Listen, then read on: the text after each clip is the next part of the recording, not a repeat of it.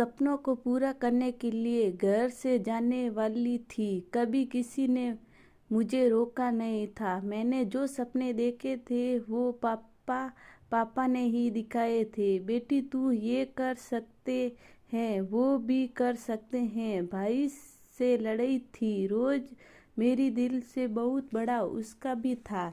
एक दिन घर आने में देर हो गई, जो रोता हुआ सा हो गया। बहुत सुनाया मुक्के, और जब मेरी आंख से आंसू आ गए तो वो गले भी बोला, देख बहन, हमारी जिंदगी तू ही है, इतनी देर ना आया कर। अगर ऐसा कोई काम था तो मुझे ही बोल लिया, मैं तो तेरे साथ चलता हूँ।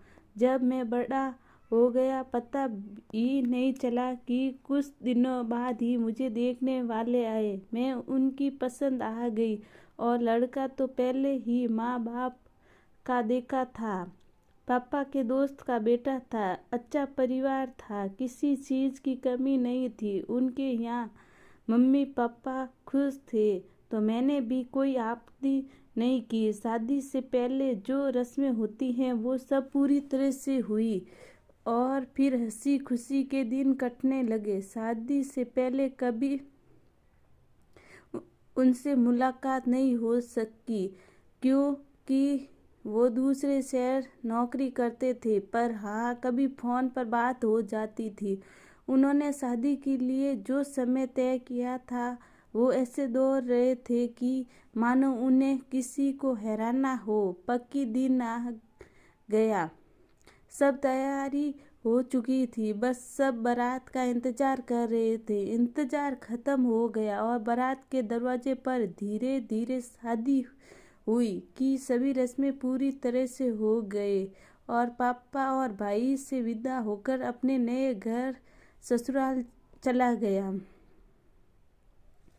रास्ते में ये सोच रही थी कि घर नया होगा, लोग नए होंगे, रिश्ते नए होंगे, नया मौला होगा, कैसे समझौता कर पाऊंगी मैं। ऐसे ही कई विचार मन में अधिष्ठित पुतल हो रहे थे कि मेरा नया घर आ गया। बहुत से रिश्तेदार जो हमारा इंतजार कर रहे थे। कार जैसे ही घर के आगे जा कर रुकी, बहुत सी औरतों ने गाड़ी को चारों तरफ से घिनौना लिया। ताई, बुआ, मम्मी, नानी, जेठानी और पता नहीं कौन कौन। थोड़ी देर बाद ही हम गाड़ी से उतरे और बहुत सारी रस्में पूरी करवाई। पूरी रात ना सोने की वजह से नींद तो बहुत आ रही थी, पर मुझे सोकर शाम होते ही बहुत से मेहमान जा चुके थे, और पास पड़ोस वाले भी। बस कुछ खास लोग ही बचे थे, जैसे मेरी ननद का बच्चा, नंदोई और दो बुआ, राधे छोटी वाली बुआ का लड़का, और शायद 2-3 और लोग। मेरी ननद मजाक कर रही थी, मुझसे बार बार कोई बात ना कर के चेहरे पर अजीब सी स्माइल कराती थी। सिर्फ ये ही बोलकर चली जाती कि भाभी जी, भाभी जी। अगले दिन मैं जैसे ही कमरे से बाहर आई तो ननद मिल गई और पूछा, भाभी जी, पहली रात कैसी रही।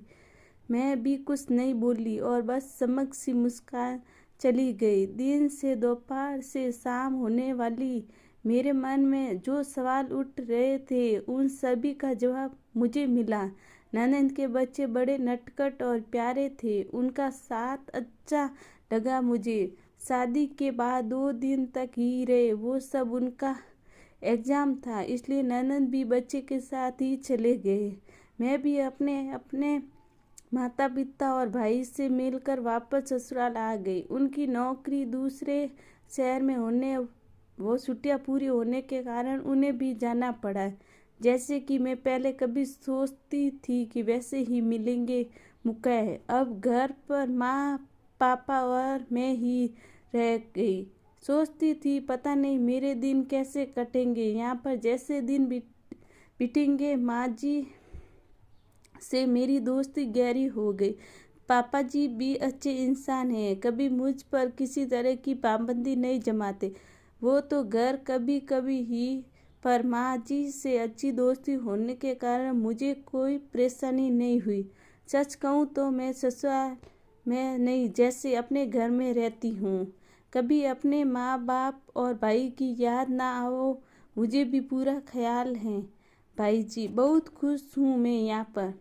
जरूरी नहीं कि लड़की को ससुराल में बड़ा सा महल, बड़ी सी गाड़ी मिले, बड़े घर की बहू कहलाए। बस ससुराल वाले बड़े दिल वाले मिल जाए तो भी बेटे मस्ताने की बहू बन जाती है।